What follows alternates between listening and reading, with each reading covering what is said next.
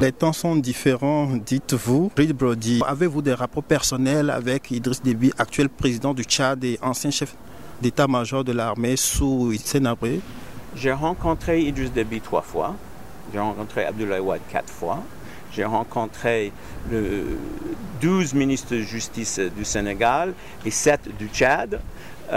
J'essaie, enfin, depuis les 16 ans que j'accompagne les victimes, de les aider à réunir les conditions politiques pour que Hissène Habré soit jugé. Mais je ne suis pas en odeur de sainteté auprès du gouvernement tchadien. Vous aurez peut-être appris un jour que j'étais giflé par la police quand ils ont expulsé Laurent Corot, le correspondant de RFI. Donc je n'ai pas de relation particulière avec le gouvernement tchadien. Alors justement, dans ce procès, on parle de victimes fabriquées. Et cette expression est même revenue dans la bouche de certains témoins qui disent, pour montrer leur bonne foi, moi je ne suis pas un témoin fabriqué. Qu'est-ce que ça vous fait? Mais je pense qu'effectivement, il y en a eu. Je pense qu'il y a, dès qu'on parle du procès, dès qu'on parle de la possibilité d'indemnisation, il y a des gens qui se rouent sur la chose, ça c'est clair. Mais le fait qu'il y en ait quelques-uns, et je pense qu'il y a quelques-uns, n'enlève rien aux souffrances des milliers de vraies victimes. Moi, j'ai eu à voir les plaies, j'ai eu à visiter les prisons, j'ai eu à voir les gens. Enfin, il y a des personnes qui sont mortes des séquelles que je connais très bien. Ce sont des vraies victimes. Abderrahmane Gueye, bon, il n'a pas été torturé, Abderrahmane Gueye, mais il a passé 7 mois dans les prisons de Hissène Habré. Souleymane Guenguen, que je connais depuis 15 ans, qui a connu 3 prisons de la DDS, qui a eu la dengue, qui a eu l'hépatite et qui a juré depuis le fond de cette folie, qui a juré que si jamais il sortait vivant, il allait travailler pour la justice, et qui a eu la présence d'esprit le 1er décembre 1990, quand Idriss Déby a délogé Hissène Habré et a sauvé toutes ces personnes-là, qui a eu la présence d'esprit de ramener avec lui les couverts et les petites choses qu'il avait dans la prison, parce qu'un jour il allait montrer ça à un juge. C'est pas une victime fabriquée quand même. Oui, justement, y compris un certain Gambier qui a été torturé avec les bâtons, on a étiré son sexe. Oui, Gambier, pour moi, Gambier, je connais beaucoup de procès, je connais beaucoup de victimes. Je n'ai jamais vu un témoin aussi impactant que Robert Hissène Gambier. Donc quelqu'un qui, à cause de sa métissage, on pense qu'il est libyen. Il est amené devant Hissène Habré. D'après, j'étais pas là, hein, mais d'après lui, Hissène Habré, il parle en Goran avec les autres et il dit à la direction. Et puis, il est envoyé à la direction à la DDS, où il passe, et le doyen, il a passé presque 5 ans, parce que normalement, on n'arrive pas à tenir pendant 5 ans. On lui a collé le nom Saba Galmout, celui qui court plus vite que la mort. Bon, ce témoignage, on ne peut pas inventer son témoignage. La façon dont il le raconte, quand il le vit, c'est évident que cet homme a vécu ce qu'il raconte. Alors, lorsque nous parlions tantôt des crimes sous Déby ou des crimes sous Habré, vous disiez que les époques n'étaient pas les mêmes. Évidemment, elles n'étaient pas les mêmes. Mais l'époque d'Hissène Habré, il dit qu'il était en guerre. Et que de l'extérieur, la Libye et d'autres utilisaient des Tchadiens pour combattre le régime, alors que lui, le président Habré, était un nationaliste qui voulait tout pour son pays. Moi, je pense que c'est peut-être... Enfin, je ne suis pas historien, mais Hissène Habré, il a combattu. C'est clair que c'était une autre époque et c'était dans une région qui était en guerre. Je ne pense pas qu'on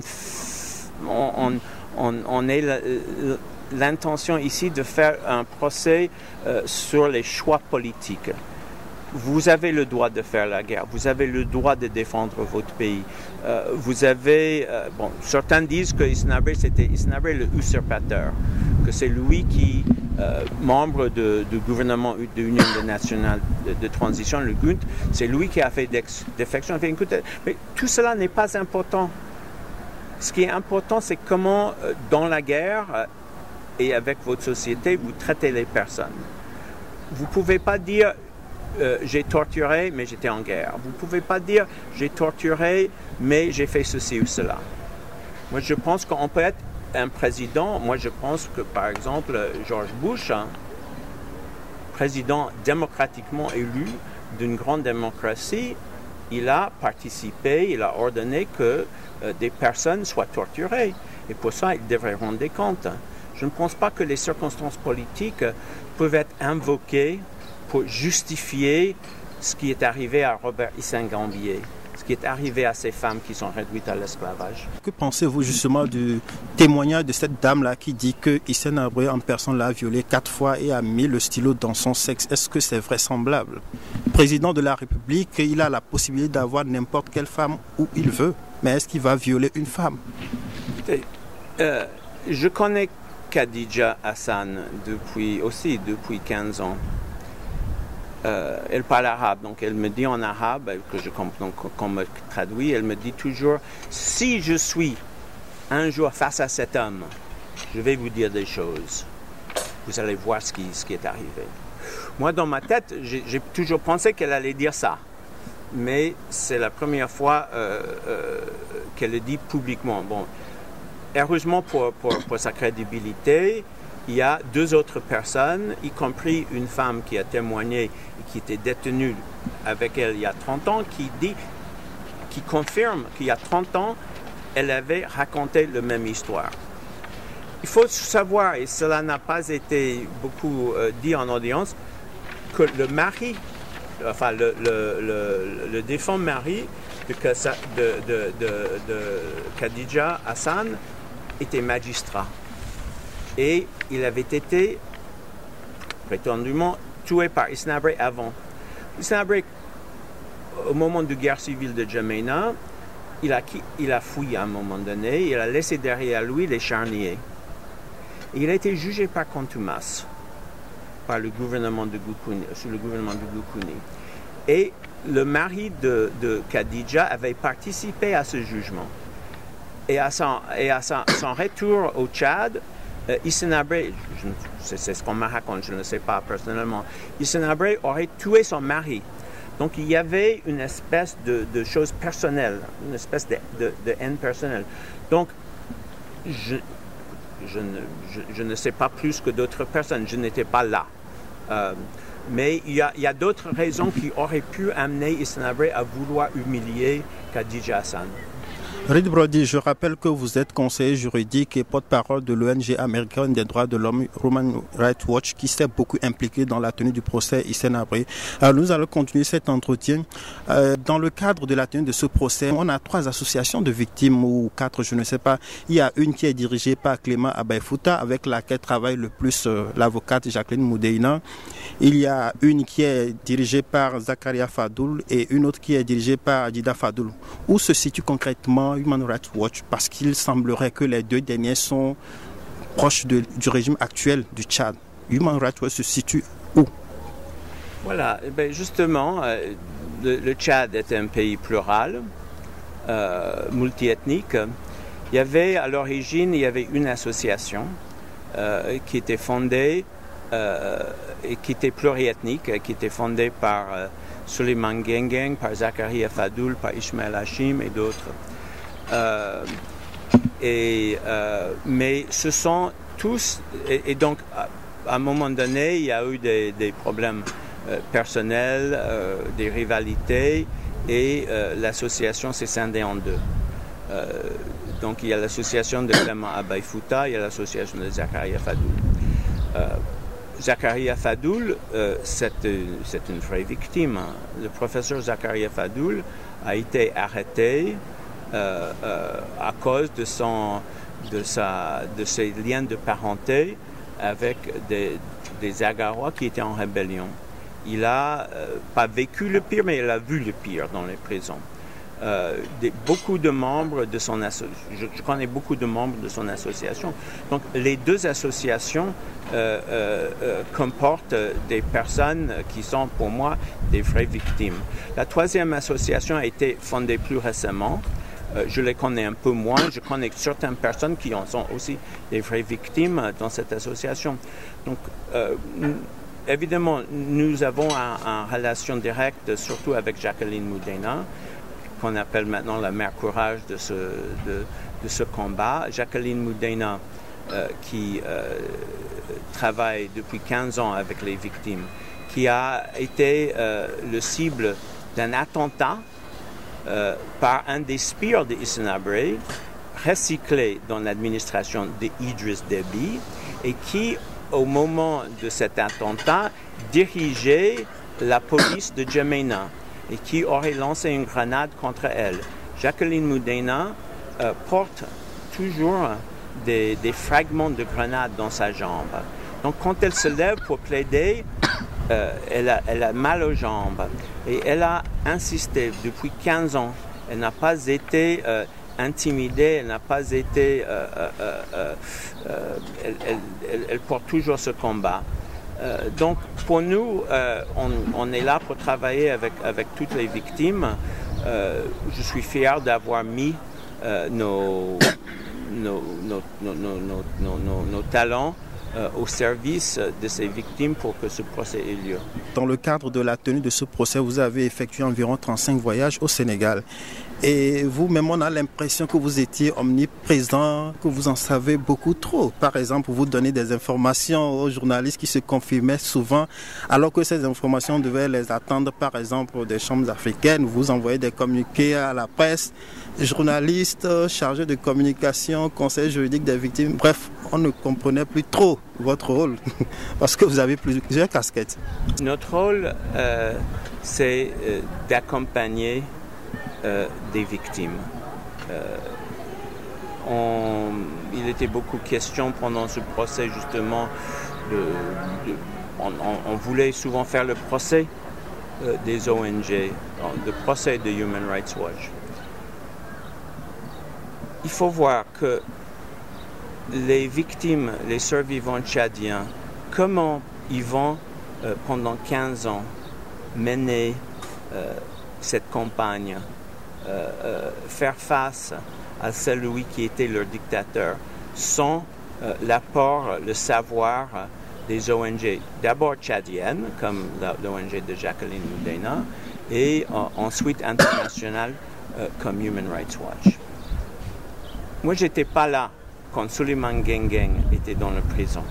Quand il a juré devant Dieu de lutter pour la justice, je n'étais pas là.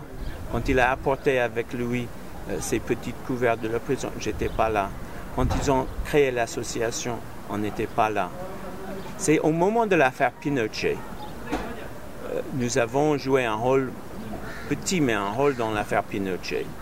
Et à ce moment-là, quand le dictateur chilien est arrêté à Londres sur mandat espagnol pour des crimes qui auraient été commis au Chili, on a vu qu'il y avait un instrument dans la justice internationale d'obtenir justice là où la justice paraissait impossible.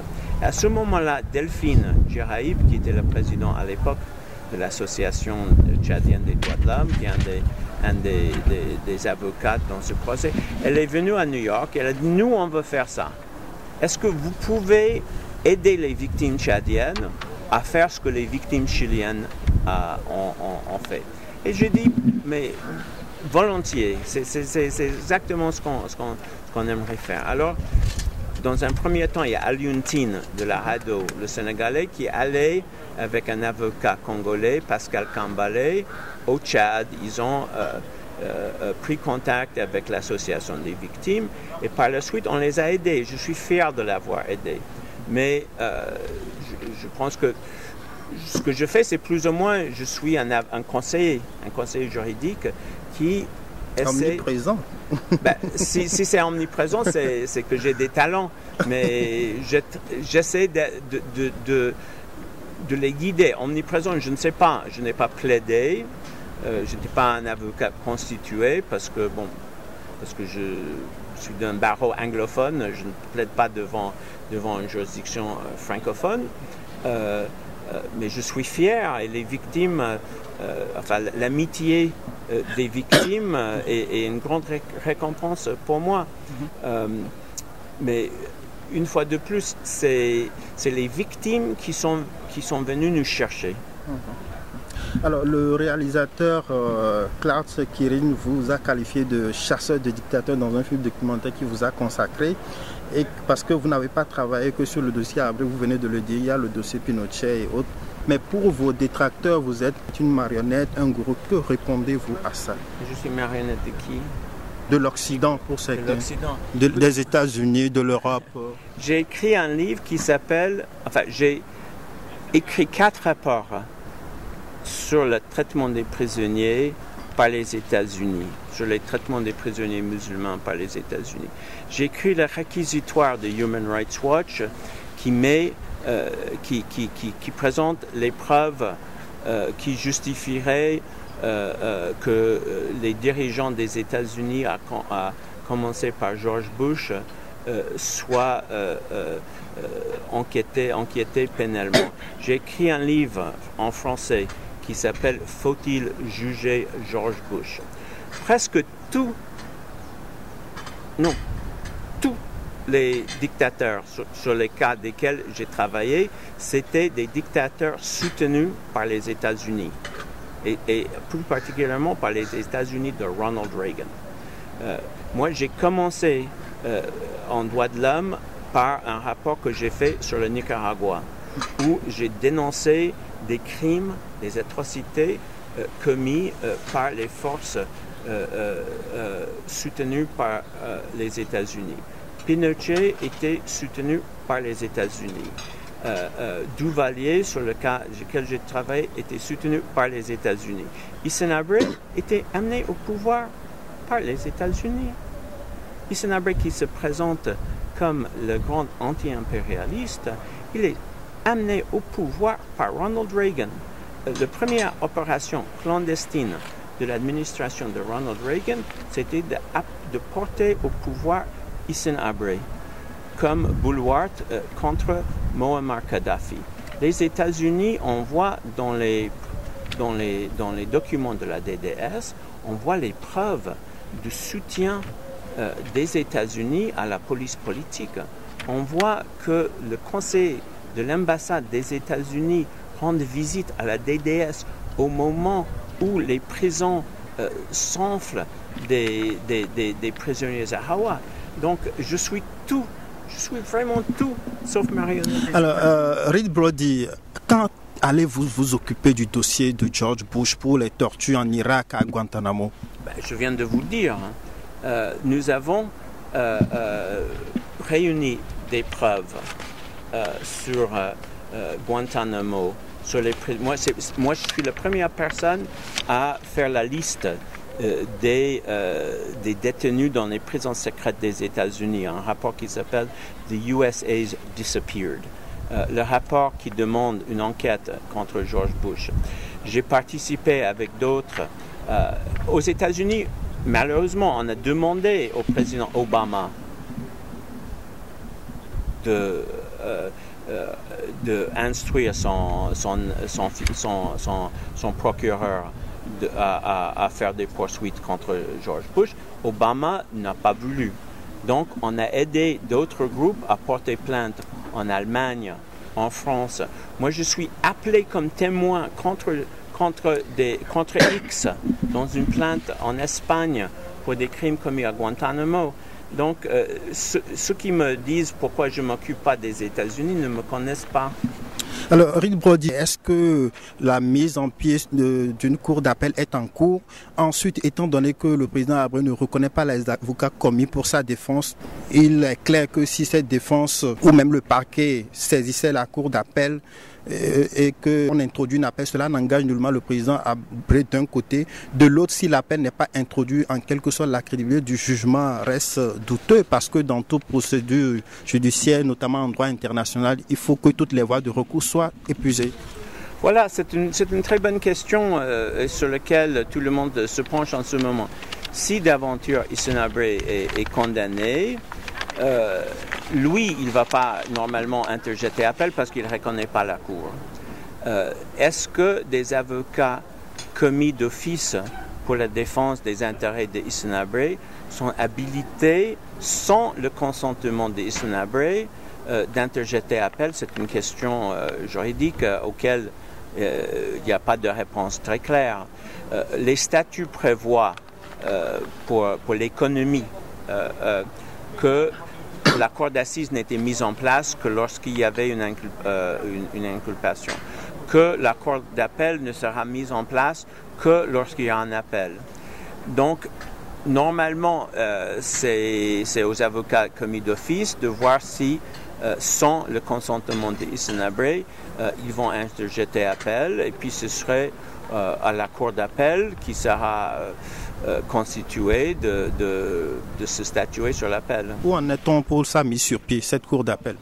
Bon, comme j'ai dit, pour des raisons économiques, parce qu'il faut voir que ce tribunal, 8 millions d'euros peut paraître beaucoup, mais c'est la 5e partie d'un procès à Sierra Leone, c'est le 20e partie d'un procès à La Haye. Donc l'idée, c'était de progressivement établir les juridictions. Donc la cour d'appel ne sera pas constituée qu'au moment où un appel est interjecté. Reed Brody, je vous remercie. Je rappelle que vous êtes conseiller juridique et porte-parole de l'ONG américaine des droits de l'homme Human Rights Watch. Merci beaucoup. Merci à vous.